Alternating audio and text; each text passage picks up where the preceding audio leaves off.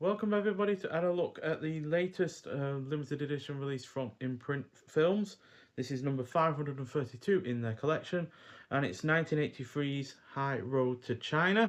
So this is directed by Brian G. Hutton, whose only other film I've seen is Where Eagles Dare, which is a really rather fantastic World War II film. And this is an adventure romance film that clocks in at 105 minutes long.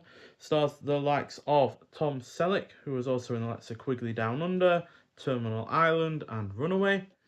Although this was released and filmed at the same time as his Magnum PI series. Apparently, that was quite unusual for a leading actor in a current TV series to go out and do a big major film. So there is that. It also stars Bess Armstrong, whose only film I've seen before from her outside of this one is Jaws 3D, which is obviously quite a poor effort. You've also got Wilford Brimley, who I've seen in 8 other films. He was great in the likes of The Thing, The China Syndrome, and Hard Target. You've got Jack Weston, who was in Wait Until Dark, A New Leaf, and Ishtar. And finally, Robert Morley, who I've seen in 10 other films. He was great in the likes of The Battle of the Sexes, Top Carpi, and Theatre of Blood. So, a biplane pilot is saddled with a spoiled industrialist daughter on a search for her missing father through Asia that eventually involves them in a struggle against a Chinese warlord. So, upon release, this was lazily compared to the first Indiana Jones film. Now, sure, this isn't as good as Raiders of the Lost Ark, but it is also by no means a rip-off of that film. This is due to this sharing little in common with that effort, as there is no search for a treasure, there's no temples or traps or anything like that. There's nothing to do with that whatsoever. He doesn't even use the same gun.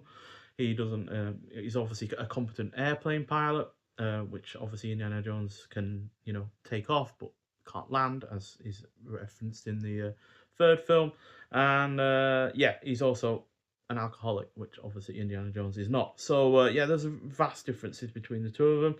And to top it off, this has a romance element to it that is far more prevalent than in Raiders. Obviously, there is a love interest in Raiders of the Lost Ark, but in this one, it's far more prevalent. But yeah, nonetheless, outside of that nonsensical comparison, this still has plenty going for it in its own right. The cast in this is good, it is well paced, has several great action scenes, including some aerial combat and the like. The production value was far higher than I anticipated. I didn't look up what the production budget for this was before I saw it, but when I did see it and went to do a bit of research, I was surprised by how high it was at $15 million, which is obviously quite a lot for an original early 80s film.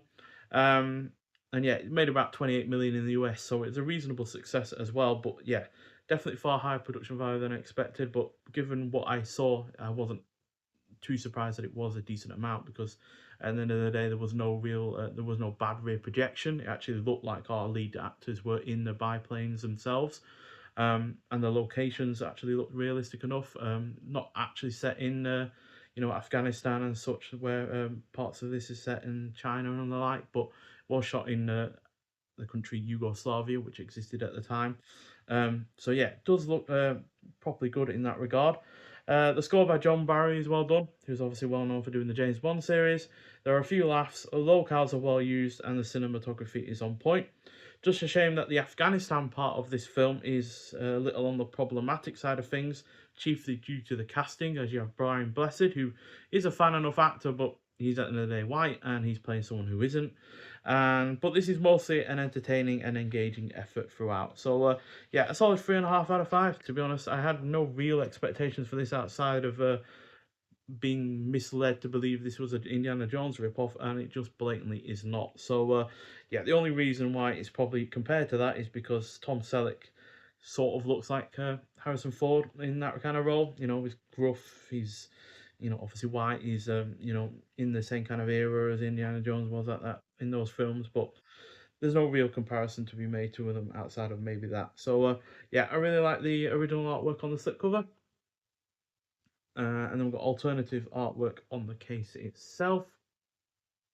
Prefer this one though. So yeah, if you are going to get this film, get it with the slipcover, because although they are limited edition though, I think there's only 1,500 of them. So if you really want the original artwork, then you need to get it with the slipcover. And then we have the artwork on the disc itself. and we've got a 1080p high definition presentation of this film, and it looks and sounds perfectly good. No major issues at all. Obviously, it's probably not had much in the way of restoration either, but it doesn't look like it's suffering for it. And then in terms of extras, you've got an audio commentary by film historian Steve Mitchell from 2026, archival interview with actress Bess Armstrong, archival interview with actor Jack Weston, and a theatrical trailer as well. So, yeah, overall, a really, really solid effort. I really enjoyed this, and yeah, I just was baffled while watching it how anyone could see this as a direct rip off of the Indiana Jones films, to be honest. So, yeah, but it didn't harm it at the box office, but it is a shame that we didn't get more in with these characters, to be honest, because there's would have easily been room for more, quite frankly. But I guess Tom Selleck was too busy with Magnum PI to be doing any more of the like. So yeah, but nonetheless, it gets a 3.5 out of 5, and yeah, like I said, it's well worth seeing. But thank you for watching. If you have seen High Road to China before, I'd like to hear your thoughts on it, and I'll see you in the next one. Bye.